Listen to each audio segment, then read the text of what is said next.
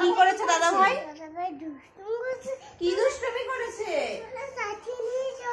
লাঠি নিয়ে যাবো? না না, লাঠি কি করেছে? দাদা ভাই কি করেছে সেটা তো বলো। কি দুষ্টুমি করেছে? কি দুষ্টুমি করেছে? কিরকম ভাবে? এরকম ভাবে ধাক্কা দিচ্ছে কেন? কি হবে? হ্যাঁ, এবার তার জন্য কি করতে হবে? ধাক্কা দিয়েছে তো কি করবো?